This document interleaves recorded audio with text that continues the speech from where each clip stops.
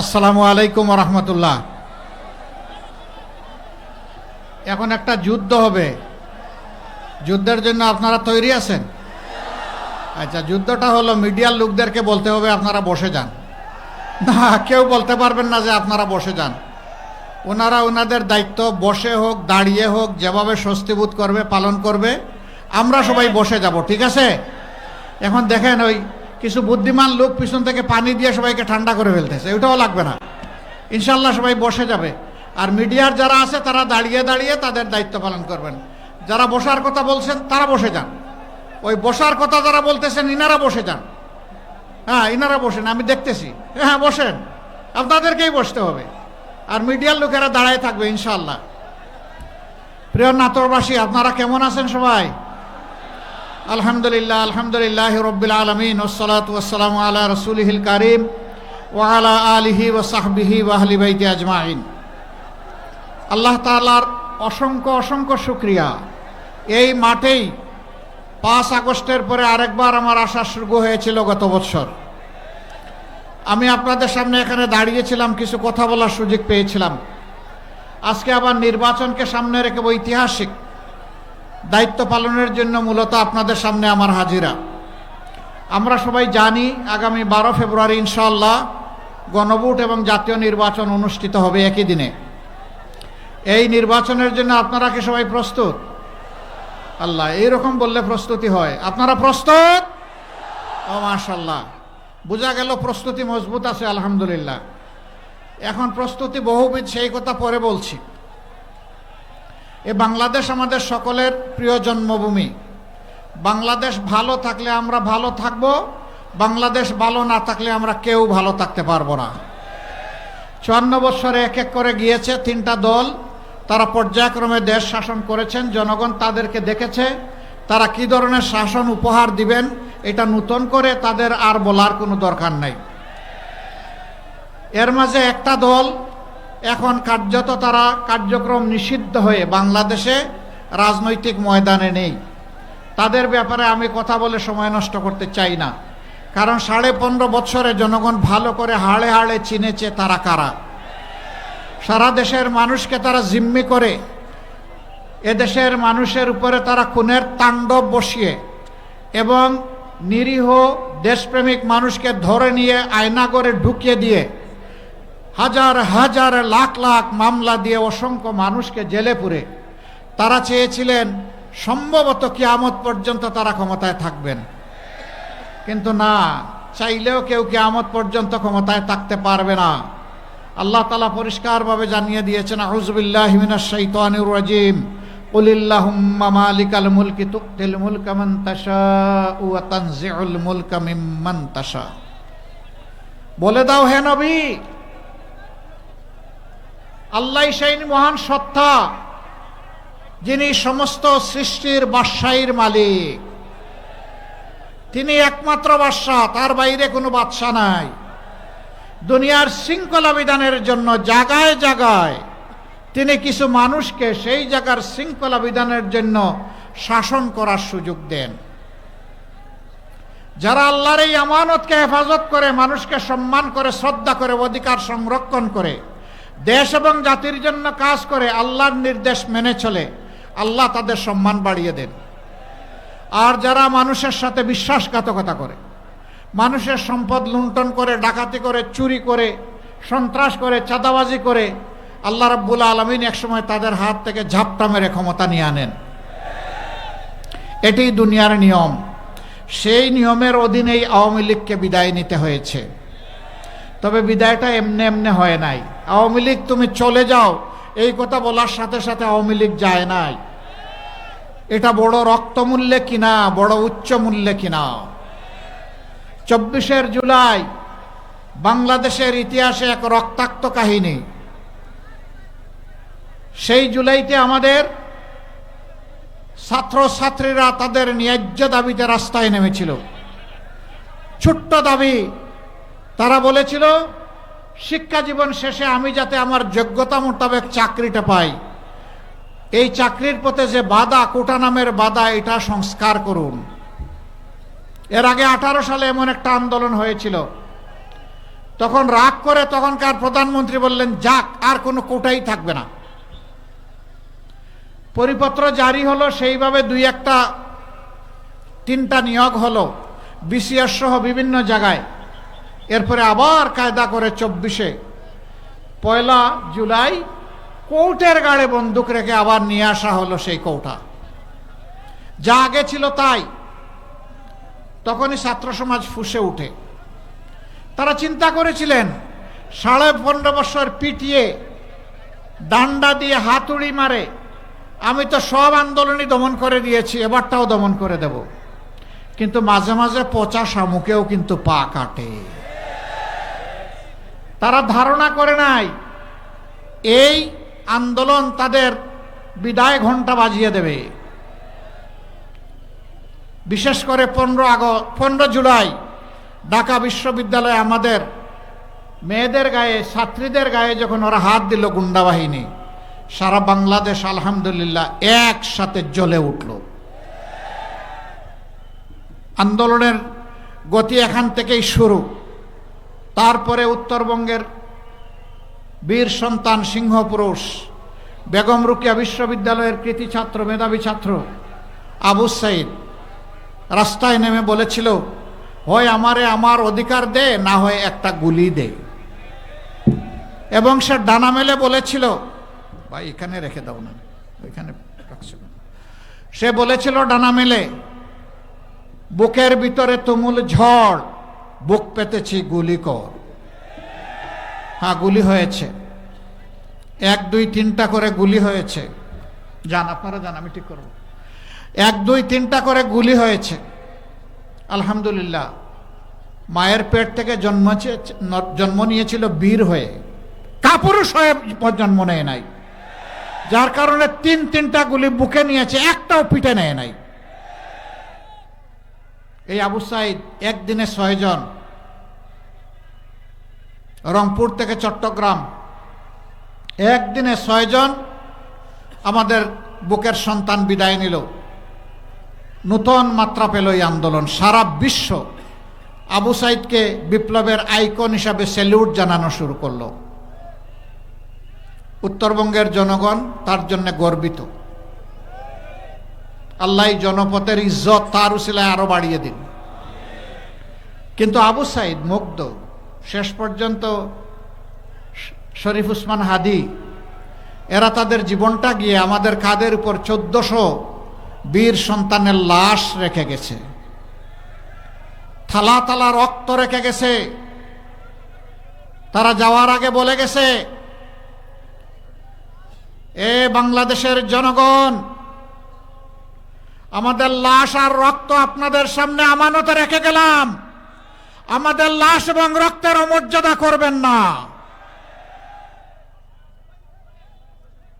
তারা সেদিন রাস্তায় নেমে মাত্র একটা স্লোগান দিয়েছিল,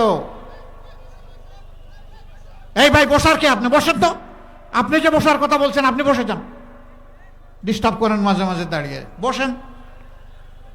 তারা ঘাড়ের উপর লাশ আর থালাবর্তী রক্ত দিয়ে বলেছে আমাদের অমর্যাদা করবেন না। তাদের দাবি ছিল উই ওয়ান্ট জাস্টিস, আমরা সব ক্ষেত্রে ন্যায় বিচার চাই। কিন্তু বিচার আজকে টাকার বিনিময়ে বিক্রি হয়। গ্রাম আদালত থেকে শুরু করে উচ্চ আদালত, না হলে উচ্চ আদালতে ভয়াবহ ঋণ খেলাপিরা কেমনে জাতীয় সংসদ সদস্য হিসাবে দাঁড়াবার স্বপ্ন দেখে? জনগণের টাকা নিয়ে পেটের ভিতরে রেখেছে। এই মাইক, এই মাইক, আপনি থামেন, আপনাকে মাইক প্রাইজ দিতে বলছে কি? আপনি থামেন তো। কি রে ভাই, এটা একটা। আর মাইকে কোনো কথা বলবেন না, বসেন, আপনি বসে যান। জনগণ দাঁড়াবে বসবে, এটা তাদের ইচ্ছা। লেট দেম ফ্রিডম, তারা যেভাবে কমফর্ট ফিল করে সেইভাবে শুনবে। তো আলহামদুলিল্লাহ, সেই আওয়াজ, সেই স্লোগান দিয়ে তারা বাংলাদেশ থেকে আমাদের উপর লাশ আর রক্ত উপহার দিয়ে বিদায় নিয়েছে। এখন আমরা কি করব? আমরা 6 তারিখ থেকে চাঁদা শুরু করব? আমরা 6 তারিখ থেকে টেম্পু স্ট্যান্ড দখল করব? আমরা 6 তারিখ থেকে মামলা বাণিজ্য চালু করব? আমরা 6 তারিখ থেকে ব্যাংকের উপর হাত দেব? আমরা 6 তারিখ থেকে মা বোনদের গায়ে হাত দিব, এই বাংলাদেশ এখন আর আমরা চাই না। আমাদের সন্তানেরা বলে গেছে এই সমস্ত নোংরামিকে লাল কার্ড, এগুলো আর ফিরে আসতে দেওয়া হবে না। আজ বাংলার মানুষ জেগেছে, তরুণ যুব সমাজ জেগেছে, মা বোনেরা জেগেছে। তরুণরা ইতিমধ্যে তাদের রায় জাতিকে জানিয়ে দিয়েছে। ঢাকা বিশ্ববিদ্যালয় থেকে শুরু আর জগন্নাথ বিশ্ববিদ্যালয়ে গিয়ে আপাতত ঠেকেছে। পাঁচটি পাবলিক বিশ্ববিদ্যালয় রায় দিয়ে এদেশের তরুণ ছাত্র সমাজ বলে দিয়েছে, লড়াই করেছি ন্যায় এবং সত্যের পক্ষে, কোনো চাঁদাবাজ এবং দুর্নীতিবাজের সঙ্গী হওয়ার জন্য নয়। তারা রাস্তা আমাদেরকে দেখিয়ে দিয়েছে। আমাদের মা বোনেরা তারা তাদের সিদ্ধান্ত ব্যক্ত করতে শুরু করছে। এই সাংবাদিক বন্ধুরা যখন তাদেরকে কোথাও কোথাও জিজ্ঞেস করে ভোট দিবেন কারে, ডেসপারেটলি বলে দাড়ি পাল্লায় দেব, শাপলাকলিতে দিব, রিকশায় দিব, মানে 11 দলের প্রতীকে দেব। এমনকি আপনারা দেখেছেন একজন বোন, তিনি তার পছন্দের পোশাক পরে রাস্তায় বের হয়েছেন। সাংবাদিক বন্ধু জিজ্ঞেস করেছে, আপনি আগামীর বাংলাদেশে সরকার হিসাবে কারে দেখতে চান? তিনি বলছেন জামাত। কেন? বলে যে জামাত আসলেই দেশটা ঠিক হবে। কয় দেশ তো ঠিক হবে, আপনি কি এই পোশাক পরতে পারবেন? কয় পরবো না। আপনাকে পোশাক বদলাতে হবে, ঠিক আছে বদলাবো। তো জামাতের কোন জিনিস আপনার ভালো লাগে? বলে যে পুরা জামাতই আমার ভালো লাগে। মা বোনদের এই অভিব্যক্তি। এরপরে জিজ্ঞেস করা হচ্ছে যে কেন? বলে যে এখন আমি রাস্তায় বের হতে ভয় পাই। আমি বিশ্বাস করি তারা যদি ক্ষমতায় আসে তাহলে আমাকে আর ভয় পেতে হবে না। হে আল্লাহ, এই যে আমাদের মায়েদের আস্থা, তুমি আমাদেরকে শক্তি দাও, আমরা যাতে এই আস্থার প্রতিদান দিতে পারি। আমরা যাতে মদিনার আদলে এমন একটি শান্তি সাম্যের সমাজ এই জাতিকে উপহার দিতে পারি, যেখানে ওই সমাজে তরুণী তম্বিরা একা রাস্তা চলতে পারত, কিন্তু বাঁকা চোখে কেউ তাদের দিকে তাকানোর সাহস করত না।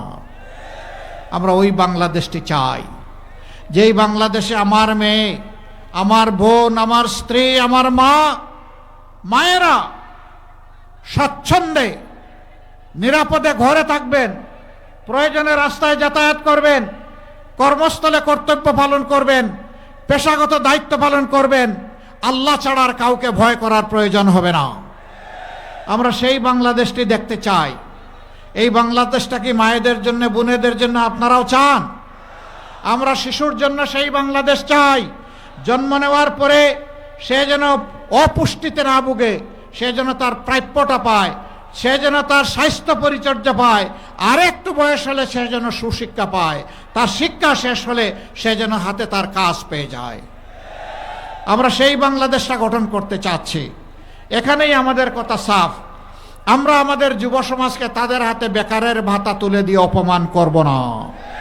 তারা দাবি তুলে মিছিল করে কাউকে বলেনি আমাদেরকে বেকার ভাতা দিতে হবে। 24-এ তারা আন্দোলন করে বলেছিল আমাদের কাজ আমাদের হাতে তুলে দিতে হবে। আমরা কথা দিচ্ছি, আমরা সেই শিক্ষাটাই আমাদের সন্তানদেরকে দান করব। শিক্ষার পাঠ শেষ হওয়ার সাথে সাথে তাদের যোগ্যতা অনুযায়ী তাদের হাতে কাজ চলে যাবে ইনশাআল্লাহ। সেই দিন কাজ তুলে দিয়ে বলবো, যাও গড়ে দাও আমার প্রিয় বাংলাদেশ, আর গর্ব করে বলো আমি বাংলাদেশ। এরপরে বলো এ আমার বাংলাদেশ। সেই দায়িত্ব তোমাদেরকে দিতে চাই। এখনকার যুব সমাজকে এই দায়িত্ব গ্রহণ করার জন্য প্রস্তুত? প্রস্তুত? দেখি যুবকরা হাত তুলেন দেখি।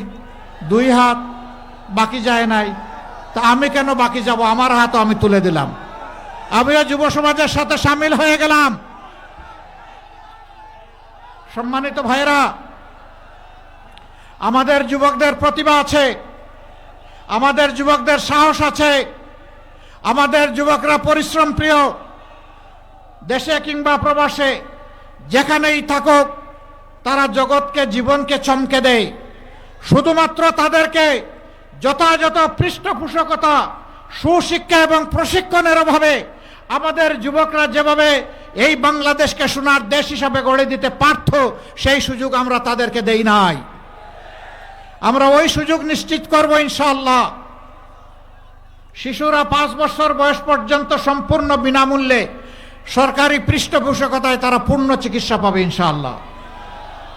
বয়স্করা জীবনের একটা পর্যায়ে যখন অবসর জীবনে চলে যাবে, 60-65 বছর বয়স হয়ে যাবে, তারপরের স্বাস্থ্যসেবার পূর্ণ দায়িত্ব সরকার গ্রহণ করবে ইনশাআল্লাহ। মাঝখানেরটা আমরা ভাগাভাগি করব, এটা হবে পার্টিসিপেটরি। আমরা শেয়ার করব আমাদের সম্পদ আর সরকারের সম্পদ। সরকার তো আমাদেরই। সরকারকে, সরকারের আবার সম্পদ কি? সারা সম্পদ জনগণের। বলবেন যে এত এত জিনিস, চাকরিও দিবেন, শিক্ষাও দিবেন, আবার বিনা পয়সার চিকিৎসাও নিশ্চিত করবেন, টাকা পাবেন কই? টাকা জমা আছে কোথায় বলেন তো? না, তা বলতে পারবেন না। এই টাকা জমা আসে চোররা, লুটেরারা, ব্যাংক ডাকাতরা, শেয়ার মার্কেট লুণ্ঠনকারীরা। আমার দেশের যে 28 লক্ষ কোটি টাকা বিদেশে পাচার করেছে, সেই টাকা আল্লাহ যদি আমাদেরকে সাহায্য করেন, সামর্থ্য দেন, ওদের মুখের ভিতর দিয়ে হাত ঢুকাইয়া পেটের ভিতর থেকে বের করে আনবো ইনশাআল্লাহ।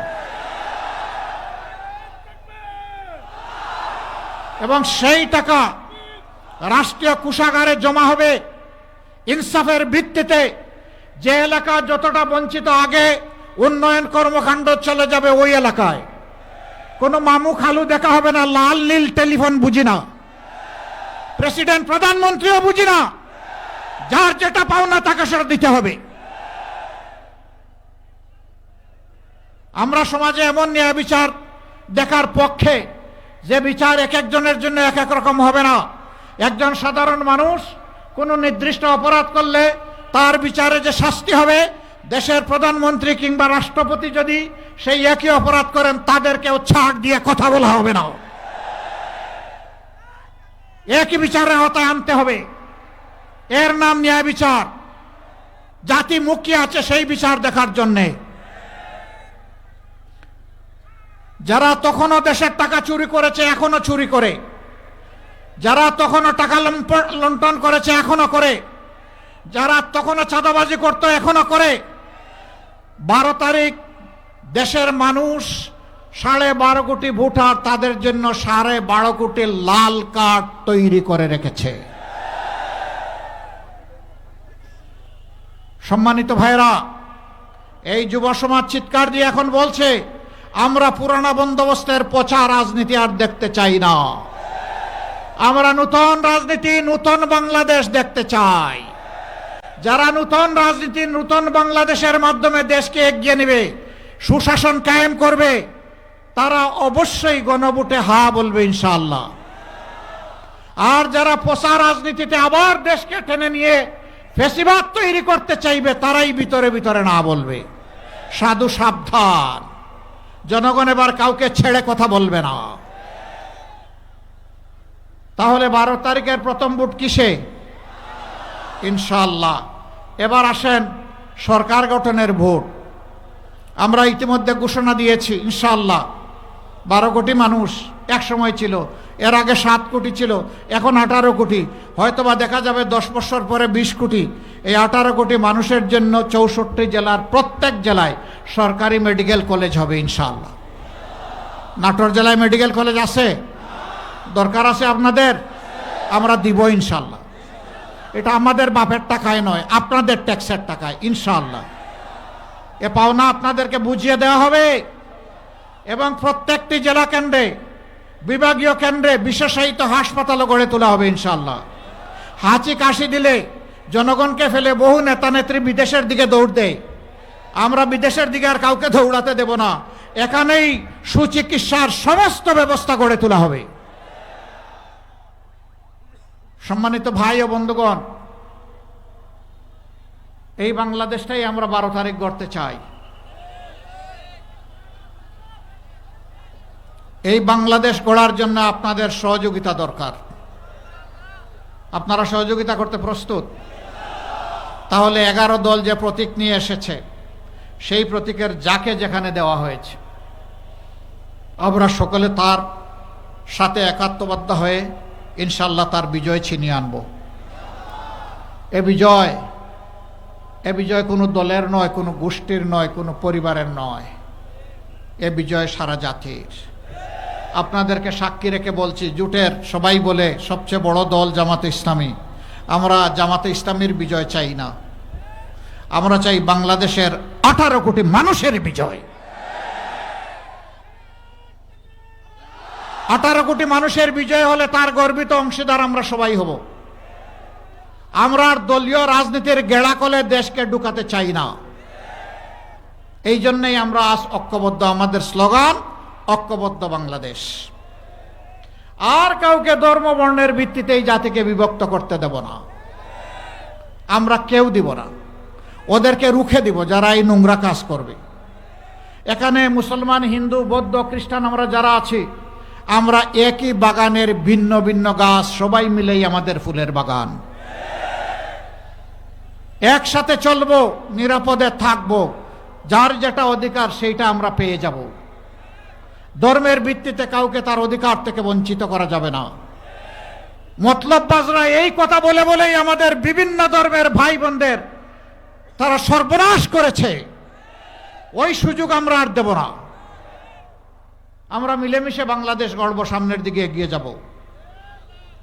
যুবকরা, আগামীর বাংলাদেশ তো আপনাদের হাতে তুলে দেব। ধরুন বাংলাদেশ একটা উড়োজাহাজ, রকেট গতিতে এর উন্নয়ন হবে সামনের দিকে ইনশাআল্লাহ। সেই উড়োজাহাজের ড্রাইভিং সিট, যেটাকে ককপিট বলা হয়, সেখানে আমরা যুবকদেরকে বসিয়ে দেব ইনশাআল্লাহ। আর আমরা গিয়ে বসবো প্যাসেঞ্জারের সিটে। তারা রকেট গতিতে বাংলাদেশকে সামনের দিকে নিয়ে যাবে। আর পিছনের ইতিহাস নিয়ে কামড়া কামড়ি করব না। কে তুলসী পাতা ধোয়া, কে দুধে ধোয়া, টান দিলে সকলের গা থেকেই দুর্গন্ধ বের হবে। দুর্গন্ধ তারাই পছন্দ করে ওই ময়লার মাঝে যে প্রাণীর জন্ম হয়। মানব জাতি আশরাফুল মখলুকাত, ওই ময়লা নিয়ে আর ঘাটাঘাটি করবে না। সরকারি যারা কর্মচারী কর্মকর্তা আছেন, তারাও এই দেশের মানুষ, তারা আমাদের ভাই, আমরা তাদের ভাই।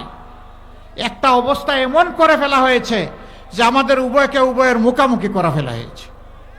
এইটা কোনো দেশের জন্য কোনো ভালো লক্ষণ নয়। হাতে হাত মিলিয়ে সবাই মিলেই আমরা দেশ গড়ব ইনশাআল্লাহ। আজকে বেতন বৈষম্য দূর করার দাবিতে বিভিন্ন জায়গায় মিছিল হচ্ছে, সমাবেশ হচ্ছে, দাবি দাওয়া পেশ করা হচ্ছে। কেন এটা করতে হবে? এই রাষ্ট্রের কি কোনো অভিভাবক নাই? কোনো মা বাবা নাই? উদাহরণস্বরূপ সেনাবাহিনী, আধা সামরিক বাহিনী, এই দুইটা বাহিনী যখন তাদের বাহিনীতে যোগদান করে, সেই যোগদানের মুহূর্তেই তারা নিয়ত করে, অঙ্গীকার করে, আমি আমার দেশের প্রতি ইঞ্চি মাটি হেফাজত করার জন্য প্রয়োজনে জীবন দিব, কিন্তু 1 ইঞ্চি মাটি কাউকে দেব না। এই যারা জীবন মূল্যের শপথ করেছে তারা আর আমি একই জিনিস। এর নাম ইনসাফ নয়। ইনসাফ, যার যেটা মর্যাদা তাকে সেটা দিতে হবে, যার যেটা পাওনা তাকে সেটা দিতে হবে। পুলিশ আছে, র্যাব আছে, আনসার আছে, আরো এইরকম অনেকগুলো শৃঙ্খলা বাহিনী আছে। তাদের দিন নাই, রাত নাই, 24 ঘন্টা কখন কোন জায়গা থেকে কল আসে তাকে বলতে হবে আমি হাজির। এমনকি ঝুঁকি নিয়ে তাদেরকে দায়িত্ব পালন করতে হয়। কিন্তু তাদেরকে সম্মানজনক বেতন ভাতা আপনি দিবেন না। আবার তারা অন্যায় করলে বলবেন যে দুর্নীতি কেন করলা। রাষ্ট্রের কোনো অধিকার নেই। আগে তার মর্যাদাটা তাকে দিতে হবে, অধিকারটা দিতে হবে, সম্মান নিয়ে, তার পরিবার নিয়ে, তার সন্তান নিয়ে, তার মা বাবা নিয়ে সে যাতে বাঁচতে পারে। সেই রকম যখন দিবেন, তখন সমস্ত মেধা, যোগ্যতা, শক্তি উজাড় করে সে দেশের কাজ করবে। এরপরেও যদি কেউ অন্যায় করে তখন তার ব্যাপারটা আলাদা, কিন্তু নট বিফোর দ্যাট আপনি তার পাওনা, তার অধিকার, তার মর্যাদা না দিয়ে তার বিচার করবেন, কোনো অধিকার নেই। এমনকি একজন চোরও যদি চুরি করে, আগে দেখতে হবে ক্ষুধার জ্বালায় যে আগুন জ্বলে উঠেছে তার পেটে, সেই আগুন নেভানোর জন্য চুরি করেছে কিনা। যদি আগুন নেভানোর জন্য চুরি করে থাকে, রাষ্ট্রের দায়িত্ব হবে আগে তার বাতের, পেটের এবং কাপড়ের যোগান দেওয়া। তাকে এইটুকু যোগান দেওয়ার পরেও যদি সে চুরি করে, তখন শাস্তি তার প্রাপ্য, কিন্তু এর আগে নয়। খেয়াল রাখতে হবে, যখন তখন কাউকে এই শাস্তির আওতায় আনা যাবে না। নবী করিম সাল্লাল্লাহু আলাইহি সাল্লাম মক্কা থেকে যারা তাকে বিদায় নিতে বাধ্য করেছিল, 10টা বৎসর তিনি আপন জন্মভূমি ত্যাগ করে মদিনায় ছিলেন। 7 বৎসরের মাথায় যখন তিনি ফিরে আসলেন, পবিত্র কাবাগরের সামনে দাঁড়িয়ে কুরাইশদেরকে জিজ্ঞেস করলেন, ও মক্কাবাসী, আজকে মুহাম্মদের কাছে তোমরা কি চাও সাল্লাল্লাহু আলাইহি ওয়াসাল্লাম। মক্কার সর্দার আবু সুফিয়ান দাঁড়িয়ে বললেন, আপনি আমাদের সম্মানিত ভাই, আপনি আমাদের সম্মানিত ভাতিজা, কি চাই না বলেই তিনি বসে গেলেন। রাসূল করিম সাল্লাল্লাহু আলাইহি সাল্লাম ঠায় আসমানের দিকে চেয়ে থাকলেন, আল্লাহর পক্ষ থেকে কি ইশারা আসে। কিছুক্ষণের পরেই তার মুখ উজ্জ্বল হয়ে ওঠে। তিনি বললেন, আবু বকর আসো, ওমর আসো, উসমান আসো, আলী আসো, জুবায়ের আসো, যাও মক্কার অলিতে গলিতে তোমরা জানিয়ে দাও, ঘোষণা করে দাও, মহান আল্লাহ আর তার রসুলের পক্ষ থেকে মক্কাবাসীকে ক্ষমা করে দেওয়া হলো। তবে 10 জন মানুষ যারা নিরীহ মানুষদেরকে খুন করেছিল, তাদের জন্য শাস্তি হিসাবে তাদেরকে হত্যা করা হবে। কিন্তু না, পরে ওই 10 জনও না, মাত্র 3 জন, বাকিরা পালায়ে গেছে। এরপরে কেউ কেউ এসে তারা আত্মসমর্পণ করেছে, নিরাপত্তা চেয়েছে, আল্লাহ রসুল দিয়ে দিয়েছেন। অতীতের জন্য আল্লাহ রসুল কোনো বিচার করেন নাই। আমরা অতীত নিয়ে খুব ঘাটাঘাটি করতে পারবো না, তবে জুলাইয়ের দায়িত্ব অস্বীকার করতে পারবো না। এই দায়িত্বের প্রতি আমাদেরকে সম্মান দেখাতে হবে। আপনারা দোয়া করবেন। আজকে আপনারা এই যে জনজোয়ার এখানে দেখছেন, এটা শুধু নাটোরে না, এ জোয়ার সারা বাংলাদেশে শুরু হয়েছে। এক একটা জনসভায় পাল্লা দিয়ে পুরুষের মতো নারীরাও এসে যাচ্ছেন। তারাও এসে বলছেন, আমরা আছি সত্যের পক্ষে। যা আল হক ও জাহাক আল বাতিল ইন্নাল বাতিলা কানা জাহুকা। আজকে দরজায় সত্য এসে কড়া নেড়ে বলছে, সত্য এসে গেছে, মিথ্যা পালিয়ে যাচ্ছে। ইনশাআল্লাহ সত্যের বিজয় হবে ইনশাআল্লাহ। 12 তারিখের সেই দিনটির জন্য এখন থেকে প্রস্তুতি গ্রহণ করুন। 13 তারিখ বা 12 তারিখ রাত্রে নিজেদের পাওনা সমঝে তারপরে ঘরে ফিরবেন, উজু করবেন, 2 রাকাত নামাজ, 4টা সিজদা, চোখের পানি দিয়ে আল্লাহ শুকরিয়া আদায় করবেন ইনশাআল্লাহ। সেই দিনটির অপেক্ষায় থাকলাম। আল্লাহ তাআলা আমাদেরকে কবুল করুন, সাহায্য করুন, সহজ করে দিন।